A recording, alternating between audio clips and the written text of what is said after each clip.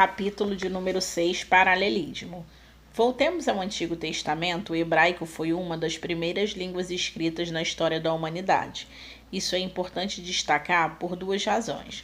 O primeiro lugar, durante um bom tempo, só quem escrevia era gente especializada, os escribas.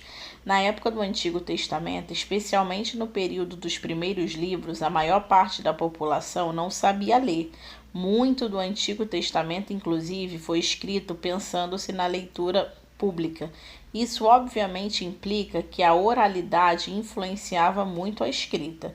Além disso, muito dos recursos próprios da escrita que possuímos hoje ainda não haviam sido desenvolvidos. Quando o hebraico começou a ser escrito, e isso inclui boa parte do período em que o Antigo Testamento estava sendo composto, ele não tinha vogal, por exemplo, só havia consoante. Era uma série de consoantes uma atrás da outra. Também não havia o conceito de abrir um espaço entre uma palavra e a outra, espaçamento. Não havia ponto final, vírgula, e não havia distinção entre minúsculo e maiúsculo, capitalização. Quando você está escrevendo ou digitando, ou o que faz quando quer chamar a atenção para alguma coisa? Você sublinha, circula ou usa caneta de cores diferentes. Se você está digitando, coloque em negrita ou itálico, mas na época do Antigo Testamento, esses recursos para destaque não existiam. Na língua falada, você também encontra maneiras para chamar a atenção. Por exemplo, em um sermão, quando você quer destacar uma informação, pode elevar o seu tom de voz ou repetir uma informação. E das diversas formas da linguagem falada que se tem para destacar algo, a maioria delas não era traduzível para a escrita da época. Sendo assim, o que dava para fazer? Não dava para colocar em caixa alta para representar a elevação do tom de voz, alongar as vogais. Lembre-se de que a escrita do hebraico não tinha vogal, não tinha espaçamento e nem distinção entre maiúsculo e minúsculo. Então, o que dava para fazer? O único recurso de ênfase da língua falada, facilmente transmitido para a língua escrita da época, era a repetição. O hebraico fazia muito uso da repetição justamente para dar ênfase. Em toda a Bíblia temos a repetição de palavras, expressões e até mesmo a repetição de versos inteiros. Note o Salmo 136. Veja como o verso: "Dêem graças ao Senhor porque Ele é bom, o seu amor dura para sempre." Se repete. Veja também a repetição da palavra santo em Isaías 6,3.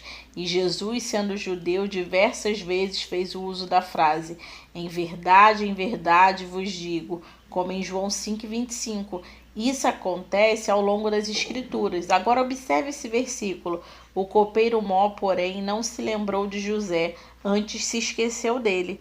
Não se lembrar e se esquecer não são basicamente a mesma coisa? Para nós, falantes de português, acostumados com a língua escrita há muito tempo, isso não seria bem aceito, seria um pleonasmo, que hoje em dia é considerado um vício de linguagem.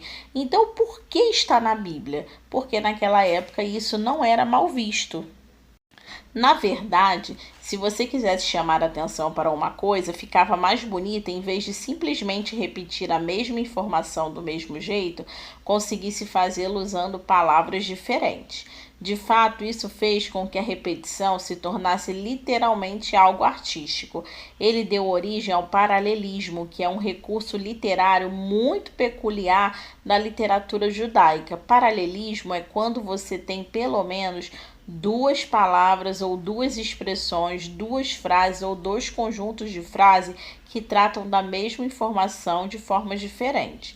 A poesia hebraica é cheia de paralelismo. Encontramos na literatura hermenêutica vários tipos de paralelismo, mas em geral eles podem ser agrupados em dois tipos principais: paralelismo sinônimico ou paralelismo antítético. Paralelismo sinônimico vem do sinônimo, ou seja, palavras diferentes que dizem a mesma coisa. Sendo assim, paralelismo sinônimo é quando você tem duas frases que repetem a informação usando sinônimos. A beleza do paralelismo é que sinônimos, embora falem a mesma coisa, nunca serão 100% iguais. Eles somente são equivalentes em alguns contextos. Os sinônimos terão alguns significados em comum, não todos. O paralelismo sinônimico te dá a possibilidade de ir além do destaque. Os autores bíblicos, por exemplo, brincam com as leves diferenças que existem entre os sinônimos e vão aos poucos acrescentando novas informações.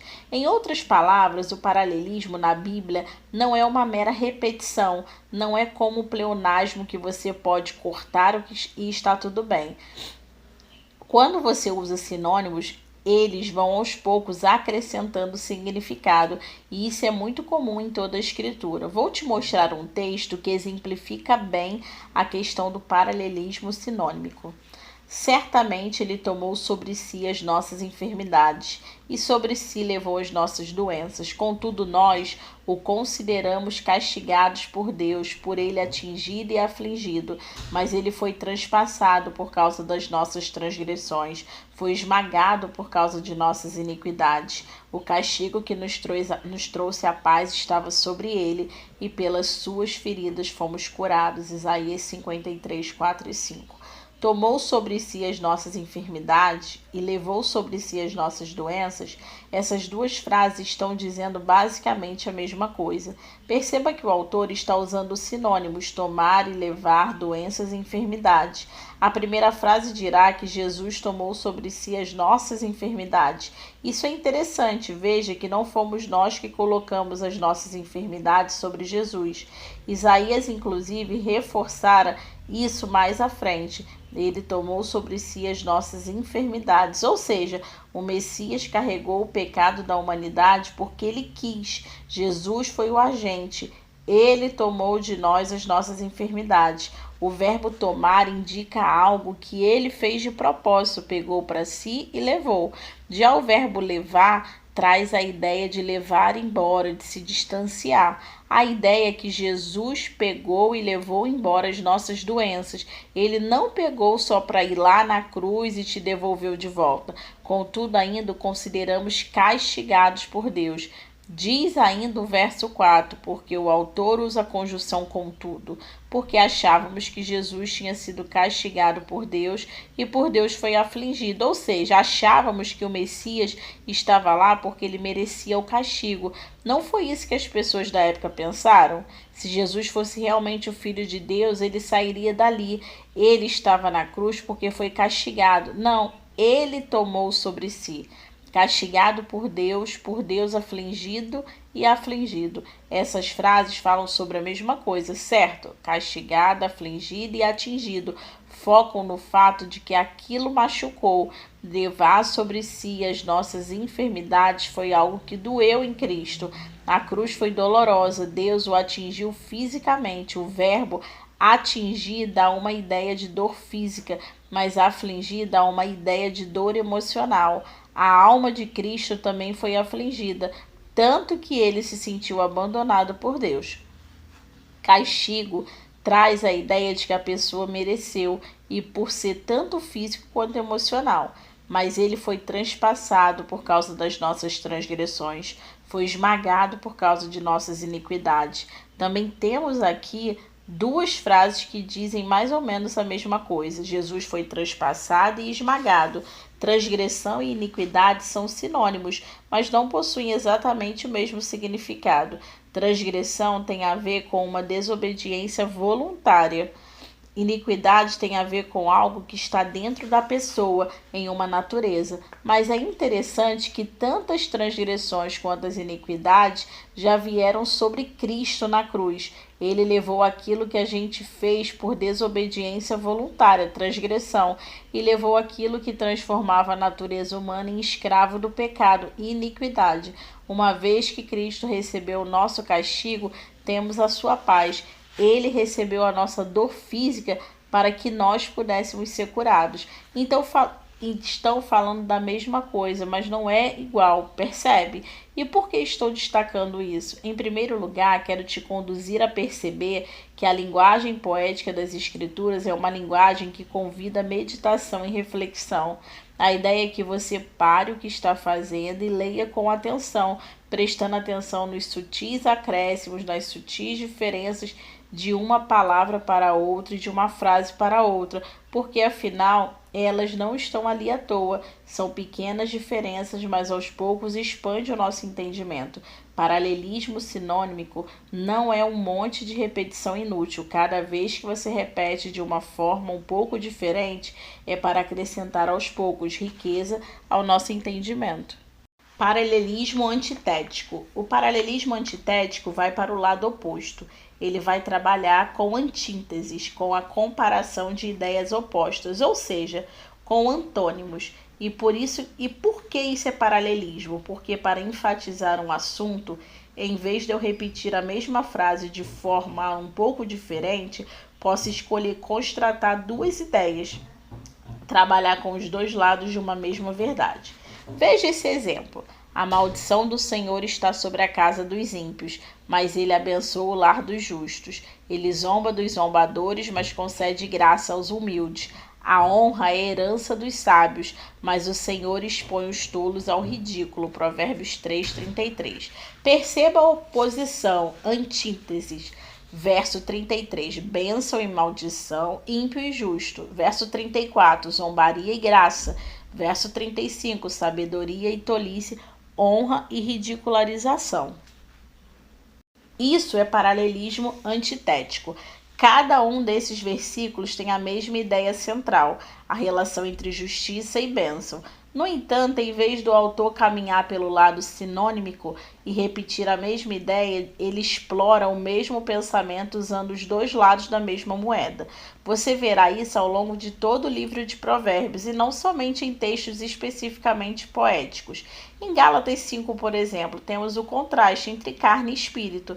O que às vezes dificulta na hora da interpretação é quando o paralelismo sinômico e o antitético aparecem juntos. Vamos ler Salmo 1. Já no primeiro verso tenho 3 frases que estão com paralelismo sinônimico.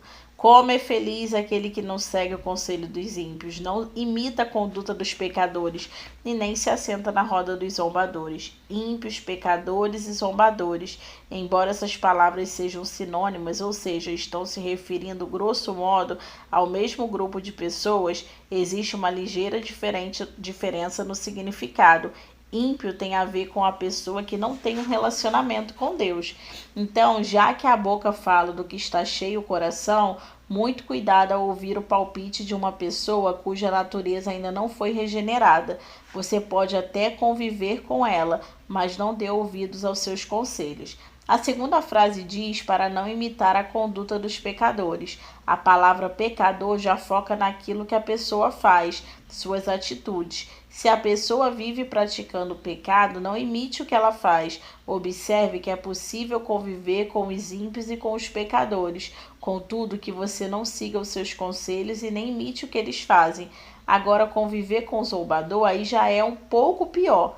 Tem gente que não apenas vive na prática do pecado, como também zomba daqueles que acreditam em algo diferente.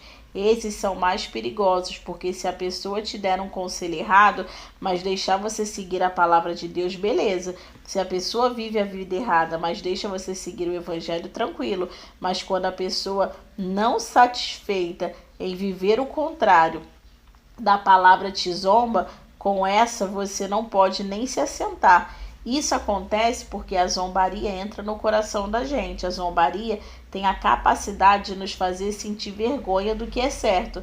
Talvez você já tenha tido a oportunidade de estar sentado numa rodinha, onde as pessoas estavam zombando por ser um seguidor da palavra. Em pouco tempo você começa a ficar envergonhado. Você começa a sentir vergonha de não se deitar antes do casamento, de não falar mal dos outros, de não querer usar drogas. A zombaria te faz sentir vergonha do que a Bíblia diz que é certo. Então, com esse tipo de pessoa, não se assente. Agora, vamos ao verso 2. Ao contrário, sua satisfação está na lei do Senhor, e nessa lei medita dia e noite. No verso 2 está em paralelismo antitético com o verso 1. O verso 1 é o que a gente não deve fazer, o 2 é o que a gente deve fazer. A expressão ao contrário já te dá a dica, ela indica que o verso 2 é a antítese do verso 1. Já as frases, sua satisfação está na lei do Senhor e nessa lei medita dia e noite, estão paralelismo sinônimico. E por quê? Porque se você tem prazer na lei do Senhor, meditará na lei dele. E quem medita na lei do Senhor tem prazer na lei do Senhor. Em outras palavras, não adianta você dizer que ama a palavra do Senhor se não tem tempo para ela. Para o que você realmente ama, arruma tempo para fazer. Quanto mais você ama a palavra de Deus e tem prazer na lei do Senhor, mais quer dedicar tempo meditando nela. E o contrário também é verdade. Quanto mais você medita, mais você aprende a amar. E por quê? Porque quanto mais meditamos, mais entendemos a palavra do Senhor. Você passa a amar a palavra de Deus, porque pode começar somente por obrigação, mas com o passar do tempo vai lendo sem perceber que o tempo passou. Dizer o que não devemos fazer é importante, mas de nada adianta a renúncia sem a instrução. De nada adianta você falar não para as coisas do seu passado se você não falar sim para os planos de Deus para a sua vida. A renúncia tem um propósito. Deus não quer a sua vida vazia. Certa vez, um casal de namorados marcou um aconselhamento pastoral. O pastor já ficou apreensivo, pensando que em breve haveria mais uma criança para o ministério infantil. O pastor então recebeu o casal, que disse o seguinte: pastor, queremos saber o que podemos fazer. O pastor ficou sem entender e perguntou: o quê? Como assim? É porque crescemos na igreja, diz o rapaz, mas crescemos ouvindo somente o que não poderíamos fazer. Muitas vezes há um desequilíbrio na igreja, focamos demais em um só lado da moeda e nos esquecemos do outro. De nada adianta não ouvir o conselho dos ímpios se você somente seguir o conselho de seu coração. O homem bem-aventurado diz não para o conselho do ímpio, a fim de dizer sim para o conselho das Escrituras. Vamos agora no verso 3. É como árvore plantada à beira das águas correntes, dá fruto no tempo certo e as suas folhas não murcham. Tudo que ele faz prospera. No verso 3 é a consequência dos versos 1 e 2. Então, de certa forma, o verso 3 está em paralelismo sinônimo tanto como o verso 1, o verso 2. A consequência de você não ouvir o conselho do ímpio e ouvir o conselho da palavra é que você se tornará como árvore, semelhante à árvore plantada à beira de águas correntes. Dentro do verso 3 temos um subtipo específico de paralelismo sinônimo, quando você tem a repetição da mesma ideia de maneira metafórica e depois de maneira literal. É uma árvore plantada à beira das águas correntes, dá fruta ao tempo certo e as suas folhas não murcham. Está em sentido figurado, linguagem metafórica. Tudo que ele faz prospera, sentido literal. O que quer dizer na prática? Dá fruto no tempo certo e as suas folhas não murcham. Quer dizer que tudo que ele faz prospera. A última frase é a explicação literal do que está acontecendo. Na região de Israel, as estações eram bem marcadas. No inverno, as árvores ficavam secas, a exceção eram as árvores que ficavam junto aos rios. Versículo 4. Não é o caso dos ímpios, são como palha que o vento leva. Se os justos são como a árvore plantada junto aos ribeiros de água que dão fruto independente da estação, por que eles são alimentados pela palavra? Os ímpios são como a palha que o vento leva. O verso 4 está em paralelismo com o verso 3. Se os justos estão firmes, os ímpios estão suscetíveis à mudança de ventos. Nós que estamos arraigados no Senhor, podemos permanecer firmes, independentes da crise, do vento que sopra, mas os ímpios estão sujeitos a serem levados como a palha, que é justamente a parte do trigo que não dá fruto, que não alimenta as pessoas. Versículo 5. Por isso os ímpios não resistirão no julgamento, nem os pecadores na comunidade dos justos. Dentro do verso 5 você tem o paralelismo sinônimo. Os ímpios não resistirão no julgamento e os pecadores na comunidade dos judeus. De novo temos os sinônimos ímpios e pecador. Em que sentido eles são como a palha? Eles não resistirão no dia do julgamento e nem na comunidade dos justos. Se o ímpio convive demais com o justo, ele não consegue permanecer na comunidade dos justos. Quando 2 Coríntios 6,14 diz que não pode haver comunhão entre luz e treva, não é só como se fosse um mandamento, é que não pode haver comunhão mesmo. Se o ímpio estiver na mesma comunidade, das duas uma, ou ele se torna justo ou se afasta. Certa vez um pastor me disse: lobo não gosta de comida de ovelha.